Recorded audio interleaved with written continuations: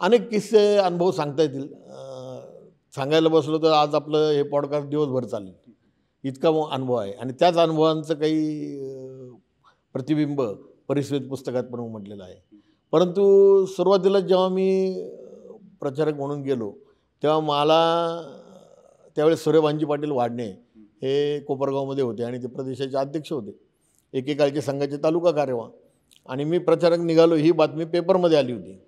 मला त्यांनी पहिला प्रश्न विचारला की संघामध्ये कधी अशी पद्धत सुरू झाली की प्रचारक निघाल्यानंतर पेपरमध्ये बातमी येते.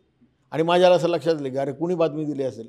संघ मगाशी तुम्ही जसं म्हटले प्रसिद्धीपासून संघ हा दूर आहे, त्याचं योग्य प्रकारे मला जाणीव करून देण्याचं काम सूर्यभान पाटील वाडण्यांसारख्या ज्येष्ठ कार्यकर्त्यांनी दिलं.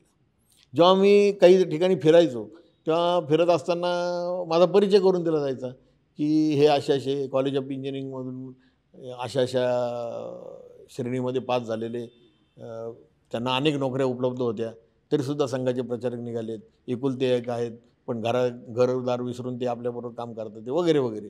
आणि ते असे कौतुकाचे शब्द ऐकले की मला संकोच वाटायचा. म्हणून मी एकदा एका ज्येष्ठ कार्यकर्ते राजाभाऊ जोगळेकर त्यावेळेस जिल्हा कार्य होते, ते तिथं राहत होते, त्यांना म्हटलं की असं माझं नेहमी परिचय करून दिलं की मला संकोचल्यासारखं होतं.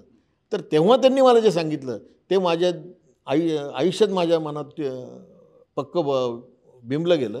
ते म्हटलं अरे तू असं समजू नको की हा तुझं कौतुक आहे, तू काही हे ऐकून हरभऱ्याच्या झाडावर जाऊन बसू नको, हे तुझं कौतुक नाही आहे, हे संघाचं कौतुक आहे. हा संघाचा परिचय आहे की संघ ही अशी व्यवस्था आहे की ती अशा अनेक कार्यकर्त्यांना प्रेरणा देते की ज्याच्यामध्ये निस्वार्थ भावनेने काम करायचं असतं.